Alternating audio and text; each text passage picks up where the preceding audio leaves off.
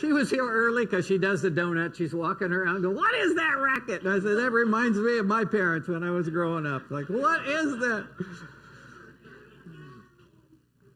Well, we've been talking about sports for the last couple of weeks, and a lot of you have asked me if I would be willing to show some pictures of, my sports life, when I was a kid. Not a lot of you.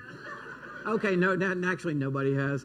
But I'm sure that you're curious, so I'm going to show you a couple of pictures, all right? The first one here, I was in a youth league basketball team, and that's me on the bottom left corner. You can barely see me down there. This is when, growing up, my brother and I were in the same bedroom for when I was 14, and I was 14 years old. And I had the top bunk, and I had little ribbons and stuff from track or whatever, on the wall. And then I had my rotary Ram Pop Warner football uniform there. Now, this one's kind of interesting. This is my third grade picture. I just found this when I was looking through those other ones. Can you spot me on the front row? It's kind of hard to see because it's not very big. This is me right here. The girl in the top right-hand corner with the blonde hair, second from the right, that was my first ever girlfriend. I can say this because Jana's gone this weekend, and she won't get jealous. I liked her. Her name was Tanya Reese, and I liked her because she was the fastest girl runner in our school, which meant a lot back then. And then this girl on the far left right here, this girl, her name was Debbie Neal. That's the first girl I ever kissed. In the fifth grade. In the fifth grade, we kissed at the movie theater. Then this next picture, I don't know if you could see this. See if you can spot me here on the front row. Kind of. I have a shirt on that looks like the shirt I have on. Look how weird I look. What's wrong with my head? It looks like I don't have a neck. I don't know what the deal was on that one. Anyway, I have a picture of me and my older brother Rick and my dad. I think I was probably 10 years old or something at that time. Here I am as a 9th grader at Will Rogers Junior High School in Miami. Now, this is the only picture we have of me playing basketball in a driveway. It's a really bad old picture. I was 14 or 15 years old, and I did this virtually every day of my life from age about 6 through 18. And I continue to do it to this day. Here's a picture of me at about age 16. This is me and my mom. And that convertible, I think, is what makes me like to have a convertible now, because I grew up having a convertible, and I just kind of got where I like that. Now, this is a picture of me when I was 16 or 17, and I think Michael and Matthew, especially I think Matthew and I look a lot in this picture. Here I was as a junior in high school. My hair is really, really good there.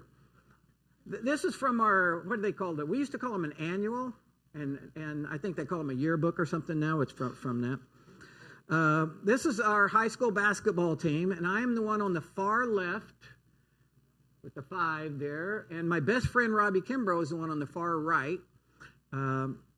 See if you can find me in this picture. This is our team eating out after a road trip. Can you see which one is me? Oh, I can't do it with that hand. First one on the left there. Here's a shot that just shows how small I was compared to everybody else on our team. The guy at the top in the middle was all-state center. He was 6'7". The guy next to him was 6'6". We had 2 guys who were 6'4", several guys that were 6'2", and I was 5'8" and 130 pounds. But this is the picture here that made me a legend, at least in my own mind. This photo, Cliff, you're not supposed to put that other one next to it. This picture on the right was on the front page of the Oklahoma City sports section of the newspaper, March 12th, 1972, which actually will be 50 years to the day this coming Saturday, when we, my team, not really me personally, but won the state championship at the Fairgrounds Arena. So I have a lot more if you want to stay after the service. Sure, you want to see all that. No, none of them were in color back then. No, it was all black and white. That's how long ago that was.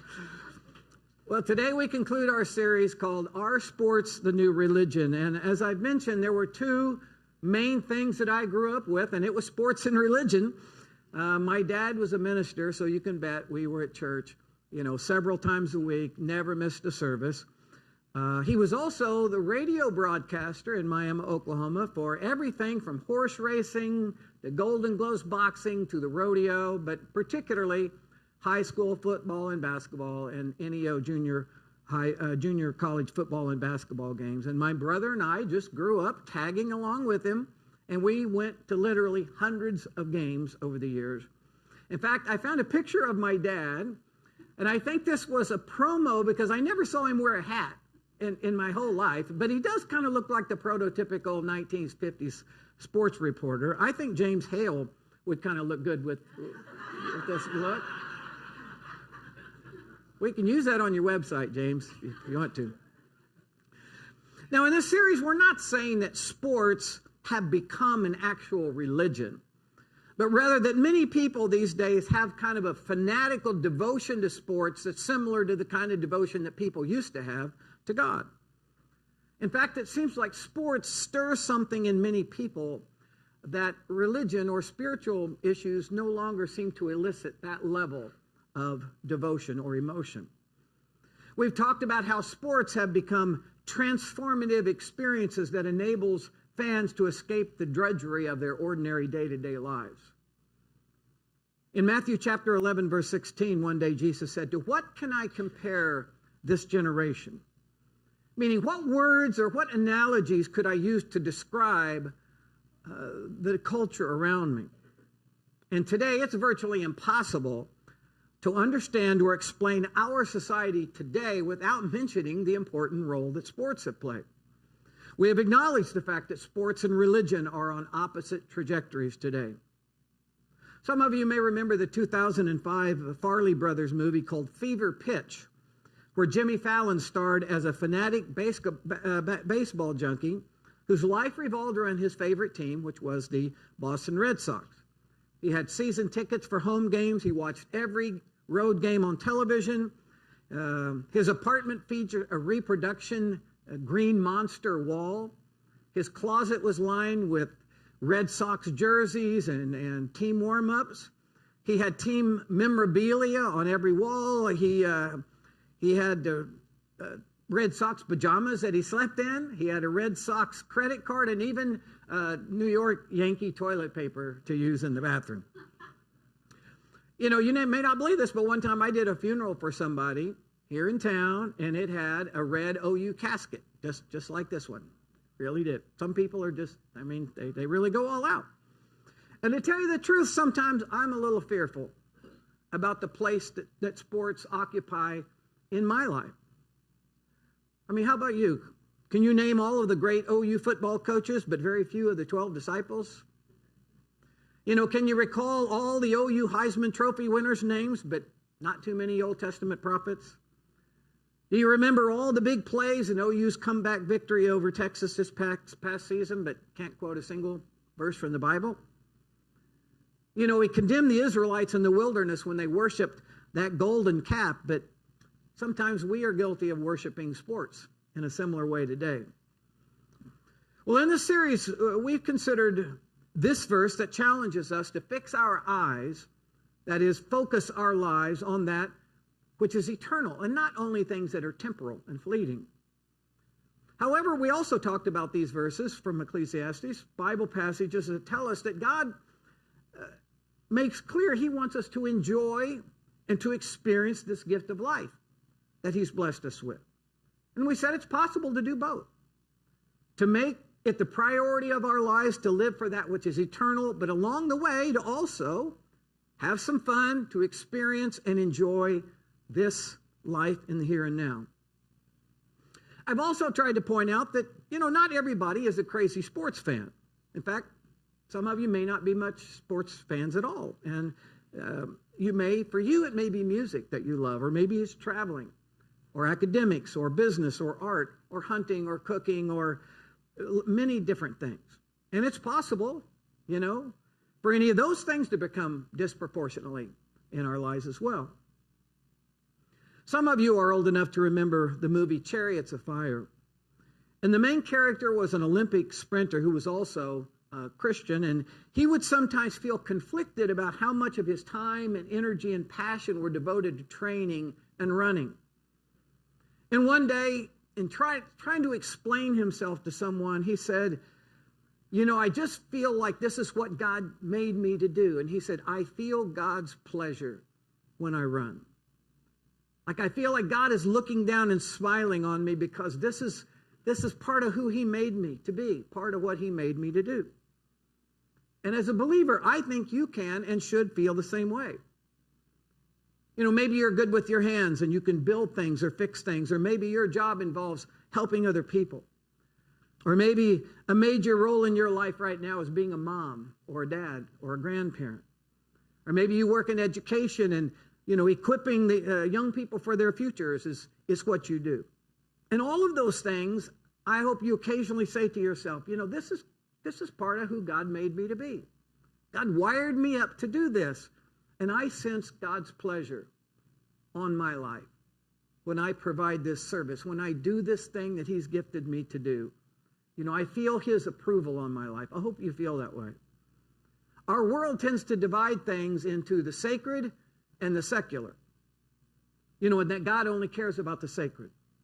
But that is not so. God cares about business. He cares about family. He cares about money, music, sports, romance, and love, because God cares about the people involved in all of those things. Now, many world religions teach the renunciation of any pleasures in life. The Bible does not. Now, yes, some people make pleasure or relaxation or me-first living their main goal in life. That's taking something that's good, taking it too far. God calls us to focus on that which is eternal. But in the meantime, as we journey through this gift of life that God has granted us, he also wants us to enjoy and experience the fullness of life that Jesus talks about in John 10:10. And so it's actually a good thing. It's an important thing to have some pastimes in your life, some hobbies, some interests that can be fun and replenishing to offset the many trials and adversities that we go through, right? Now, here's a question sometimes people come up with. Should we really be playing sports? Should we be playing games when there are wars going on? When there are people in the world that are starving, should we be playing games? After September the 11th, 2001, our country was in shock. All of us included, reeling from the magnitude of terrorism and the feeling of vulnerability that we had never maybe felt before. And pretty much all sporting events were canceled. But before long, people started to realize that things like going to a game or to a play or a concert or going to the beach or going to the mountains, those are actually an important part of feeling human again and sort of regrouping and healing and gathering together with other people, whether it was to celebrate or to mourn, to at least have some sense of happiness or fun, or even just as a distraction, that it's sometimes needed. If someone has cancer or is going through a divorce or having conflicts at work, or they're just grinding toward, their way toward their college degree, to go out to a football game or some other event, it can actually be helpful. It could be a distraction. You can recharge your batteries a little bit, and it just feels good to be around other people and take your mind off your problems for a while, right? And actually playing or participating in sports yourself is even better. Because when you go for a jog or you play in a softball game, the endorphins kick in, and it actually creates a biological effect in your body. It can be therapeutic to go out and play a game of golf. You're walking around in nature. You're probably interacting with another person. It's good physically. It's good mentally. It's good emotionally. Whether it's bowling or tennis, running or lifting weights, biking, whatever, being a participant and not just a spectator has a lot of benefits to it. Now, last week we talked about one of the great sports metaphors in the Bible, where Paul compares running the race of faith to running a race, like in the Olympics. And he writes, this race is not something just to be casual or half-hearted about. Instead, he says, give it everything you have. Run in such a way as to win the prize. what is that prize that he's talking about? Run in such a way as to win the prize. Well, the prize can't be heaven or salvation because, A, Paul was already a Christian, and the people he was writing to were already Christians, and B, that if you ran to win the prize, if it was heaven or salvation, that would be something you worked for, right? You achieve your own. And we know that salvation and heaven are just free gifts of God by his grace through what Jesus did on the cross. So what is this prize that Paul was referring to that we are supposed to run this race for? Well, most Bible scholars believe it comes down to two things: maturity and mission. Paul had two consuming obsessions in life once he became a Christ follower. One was to know Christ and to become more like Christ. And the second was to fulfill God's call on his life. Maturity and mission. So when Paul talks about this race of faith that you and I are in, he's saying the purpose of the race, the reason I'm willing to give my life to this and be so devoted to this has to do with becoming more Christ-like over time and fulfilling my God-given calling or mission in life. Now, before I've showed you a continuum like this, it's what you might call it, a spiritual growth continuum. And the first part of this, the maturity part, shows this progression. People usually start off on the left-hand side, kind of basically uninterested in spiritual matters. They're busy with life. But then maybe something happens in their life that gets them asking questions. Maybe they have kids. They're asking questions about God. Or maybe something tragic comes into their life and they start looking to God and they start seeking. Well, hopefully, at that point, they'll hear and begin to understand the real purpose behind what Christ did on the cross, and what it means becomes clear to them, and they cross that line of faith and they become believers. And then following that, they figure out about serving God, about reaching out to people in their lives who are still far from God. They develop a heart of generosity towards God's work. And then what happens? Do they just keep doing those same things over and over and over until they die? Well, the answer is yes, but also no. Yes, you do keep serving and growing and learning and inviting others and displaying generosity, but that's not all you do. Because once you start to get all those practices down, that spiritual disciplines or habits, you want to continue growing into Christ-likeness. Meaning that you aspire to live your life as much as possible the way Jesus lived his life. In other words, to treat all people the way Jesus treated people. To take times alone in prayer like Jesus did. To forgive those who hurt you like Jesus forgave those who hurt him. To be humble as he was humble. To have pure thoughts as he had pure thoughts. To be selfless. To live a life of love, etc. That's the essence of the pursuit of spiritual maturity. It's not to just do this, do that, check these things off the list. It's for you to become transformed over time to where the way you live and how you think and how you feel becomes more and more Christ-like. And that takes an entire lifetime to pursue that. The second part of running the race has to do with your God-given calling or mission. To Paul, it would be inconceivable that God would save someone and then just have that person sitting idle until they go to heaven. And don't ever think, that only pastors and missionaries have a calling on their life. Every believer, including you, has something special, something unique that God has called or is calling you to do. Now, that calling may be to reach out to people who are far from God in your school, in your neighborhood, in your workplace, in your family. Your calling for a season may be to devote a major part of your life to raising your kids, so that they would know and love Jesus. Your calling at some point will probably involve serving the cause of Christ through your church by inviting or giving or teaching or volunteering and so forth. When Paul speaks in such compelling tones about the task that God assigned to him, don't think of him as just some zealot. That's normal Christianity. That today so many believers have no clear mission in their lives, that's abnormal. How can you run the race of faith if you don't know what direction you're supposed to run in, if you're not have some clarity on your calling? Now, thankfully, many of you have invested some time over the years, or just kind of through osmosis have figured out, hey, my spiritual gifts are this. My experiences in life that God can use are this or that. Here are my talents, that God has given me. And you start to use those things in different ways, whether inside or outside the church, to try to touch the lives of other people, for the kingdom of God.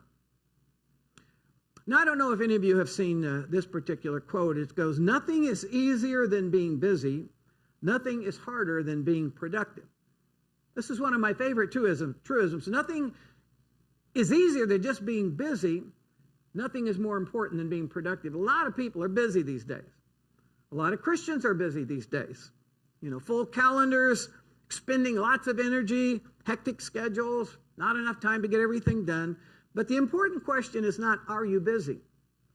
The real question is, what of real lasting value are you accomplishing with it? As someone has said, only one life will soon be passed, and only what's done for Christ will last. So Paul says, if you're a believer, then the gun has sounded, and you're in a race. And one facet of that race has to do with maturity, becoming more and more Christ-like over time. And the other facet has to do with your mission or your God-given calling. And that's the race of faith. And so he says, run in such a way as to get the prize, as to lean in to that maturity and try to fulfill your mission and give it everything you got. Well, as we've noted several times throughout this series, there are quite a few similarities between sports and religion. For instance, if you're serious about sports or religion, it requires time and energy. Both sports and religion fulfill intrinsic human needs for community and belonging. They both call out the best in us. Both sports and religion require or call out devotion, determination, commitment, self-discipline, humility, hard work, giving your best, endurance. And both sports and religion sometimes call out the worst in people. Pride, breaking the rules, self-sufficiency or individualism, being judgmental. Well, here's one last passage from the Bible that I think also kind of alludes to this analogy or this metaphor of running. It comes from Isaiah chapter 40. It says, "Do you know, have you not heard? The Lord is the everlasting God, the creator of the ends of the earth. He will not grow tired or weary, and his understanding no one can fathom. He gives strength to the weary and increases the power of the weak. Even youths grow tired and weary, and young men stumble and fall, but those who hope in the Lord will renew their strength. They will soar like wings, on wings like eagles. They will run and not grow weary. They will walk and not faint."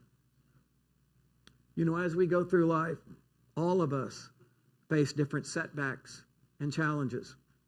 We face adversities and heartbreaks. Most of us here have been raised in what's called the instant generation. We expect instant success, instant solutions to our problems, instant financial freedom, instant marital bliss, and if those if those expectations aren't met instantaneously and with a minimal amount of effort, we just tend to give up. And a lot of people give up on their goals. They quit jobs. They quit educational pursuits. They give up on relationships. They give up on God. The lack of persistence is a weakness common to the majority of people these days. Well, on the morning of July 4th, 1952, 34-year-old Florence Chadwick waded out into the water, determined to become the first woman to swim the 22-mile distance from Catalina Island to Long Beach, California. And the water was numbing cold and the fog so thick she could barely see the boats that were carrying her doctor and trainers. Several times, sharks had to be driven away. She had already been the first female to swim the 21-mile English Channel. And while fatigue was obviously an issue for her, mostly it was the bone-chilling cold that was so hard to deal with. Well, more than 15 hours into her swim, you can imagine swimming in the ocean for 15 hours. She asked to be taken out. She said she just couldn't go on. Her mother, her trainers in the boats, they urged her not to quit. But when she looked toward the California coastline, all she could see was fog. Finally, at 15 hours and 55 minutes, she gave up. It was not until a few hours later, when she was at a hospital and her body was beginning to thaw out, did she hear the news that she had given up just 1/2 mile from land. She was crushed. She said, if only I could have seen land, I could have kept going. It was the only time Florence Chadwick had ever quit. But 2 months later, she again waded into the frigid waters off of Catalina Island. Once again, there was heavy fog. But this time, she kept swimming. Through the darkness, her faith intact, she knew behind that fog there was land. And not only was she the first woman to complete the 22-mile swim, she also beat the men's record at that time by more than 2 hours. You know, I don't know. I know all of you pretty well, but I don't know what all you faced in your past. I don't know what you'll face in the future. I don't know what you're going through right now. But God does. And He will walk with you through it. And He will never leave you or forsake you. He gives strength to the weary, it says. Those who put their hope in Him, He will renew your strength. Doesn't mean you won't slip and fall sometimes. It won't mean that you won't find yourself bent over in pain, or that you won't feel like giving up. You know, sometimes faith just means hanging on. All it is. Not perfection. It's just hanging on. And my prayer is that every one of us here will stay in the race and keep running the race hard to the end. We gather together 10 years from now, we'll all still be in the race. Maybe a little bruised, maybe a little wiser, maybe more Christ-like and more on mission. I hope we'll all still be in the race. Let's stand. We'll have our closing prayer. Now, before I pray, I want to ask you to just think of this for a moment, that you could have a sacred moment between you and God right now, okay? Just open your mind up to the possibility that this could be a sacred moment between me and God. And I'll bet some of you need to pray, Lord, empower me to start running my race of faith with a lot more intensity and a lot more enthusiasm and a lot more passion. Not just jogging casually through my race of faith, but, you know, really getting serious about my race of faith. Some of you might need to say, Lord, help me to run my race of faith with a greater sense of joy and that sense of your approval, and that you're smiling down on me as I run this race. Maybe some of you are saying, I've been through so much lately, I can barely walk, much less run. You know, I'm limping badly, and God, you may even have to pick me up and carry me for a little while in this race, because I'm in bad shape right now. Whatever it is for you, would you be willing to just try to say, God, I want to take this moment and make it sacred by having a prayer to you regarding my race of faith? Just take a moment and pray, and I'll close this.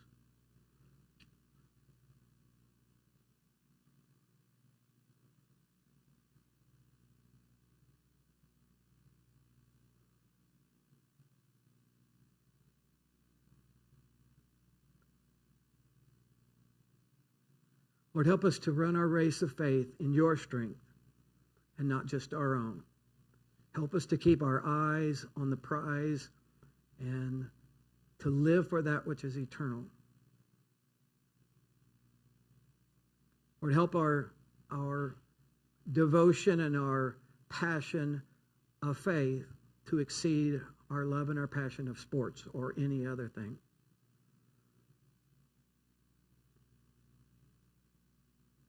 We pray these things in Jesus' name. Amen. All right, everybody. Great to see you. And maybe here next weekend. Not sure. But Phil will be here for sure.